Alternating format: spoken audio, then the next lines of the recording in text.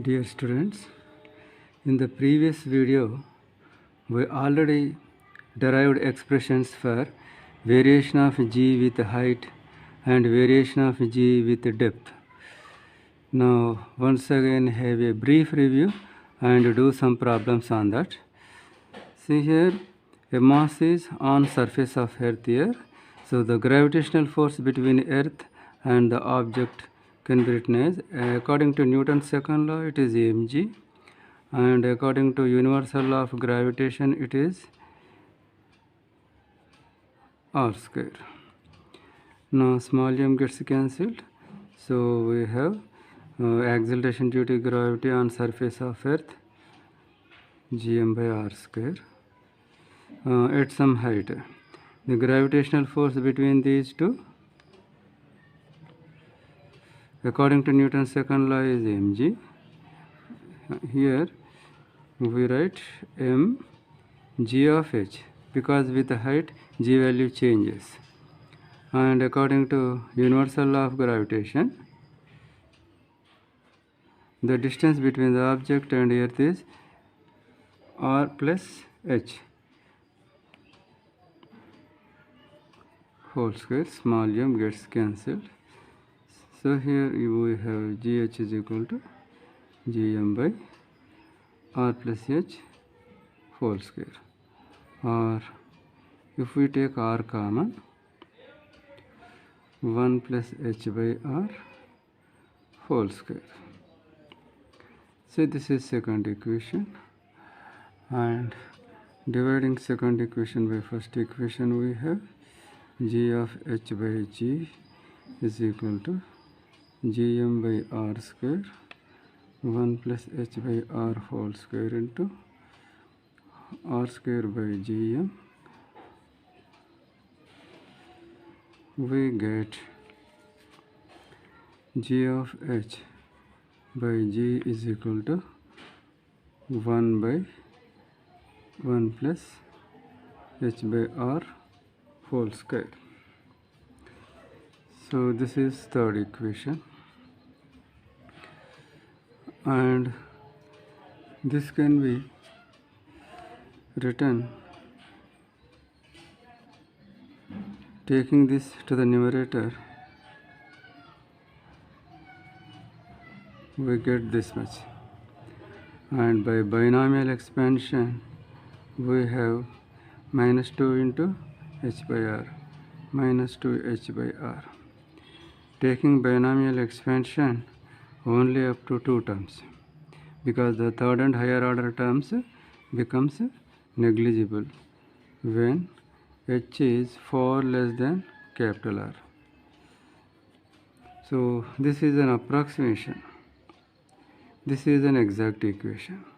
So when h value is given more, we should use this equation, and h value is very small compared to capital R, we can use this formula. Now let us do some problems.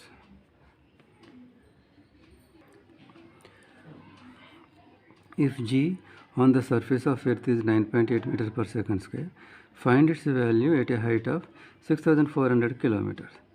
See here, height is almost equal to radius of earth, so we cannot use this formula, we have to use this formula. So g of h is equal to, taking this g to that side, 1 by 1 plus h by r whole square. So g value is on surface of earth 9.8, 1 by 1 plus h value 6400 by radius 6400 whole square is equal to 9.8 by, this gets cancelled, 1 plus 1 2 square 4.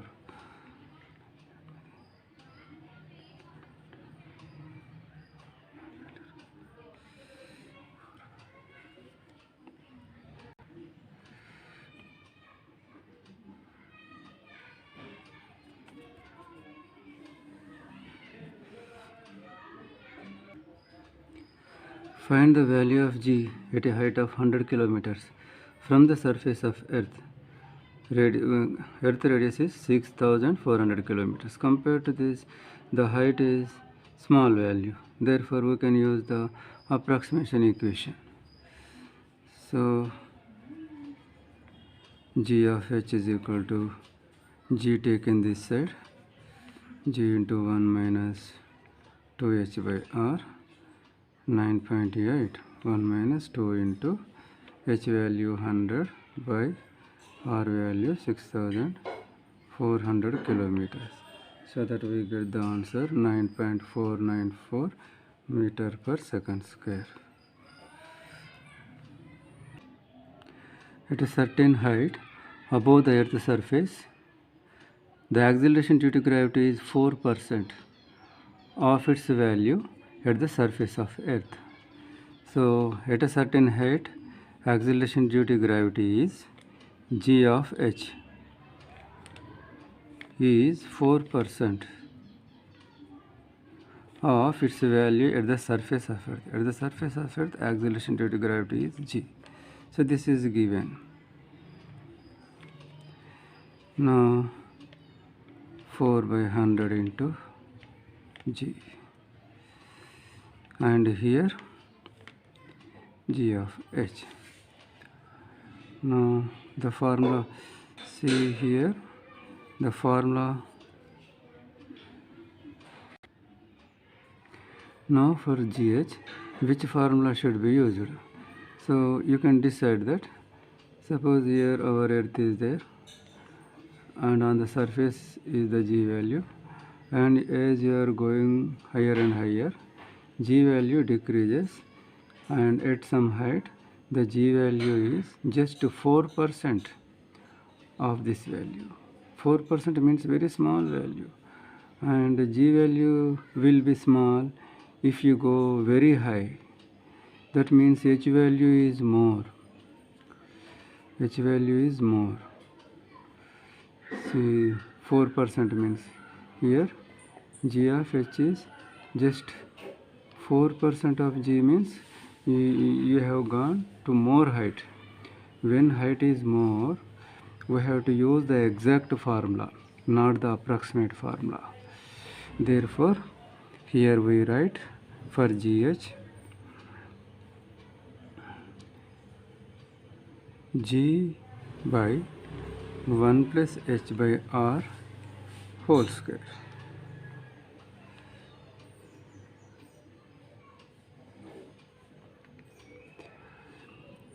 G and G gets cancelled.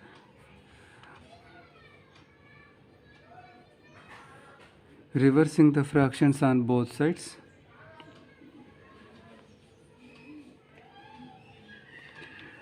Taking square root on both sides.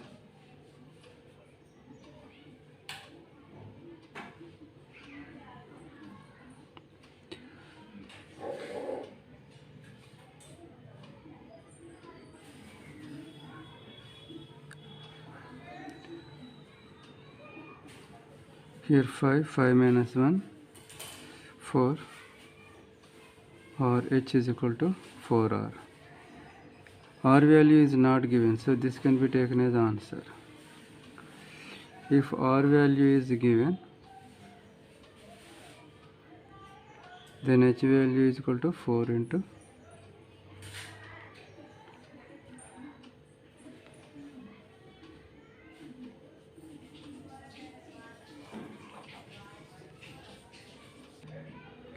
afterwards we considered variation of g with depth, and for that we have just one equation. Whether depth is small or large, we have only one equation. Now let us consider a problem. If g on surface of Earth is 9.8, find its value at a depth of 3,200 kilometers. Earth radius is given. So g of d is equal to g into 1 minus d by r. The g value is 9.8, 1 minus depth is 3,200 kilometers, and radius of Earth is 6,400 kilometers. So here 1 minus half is half.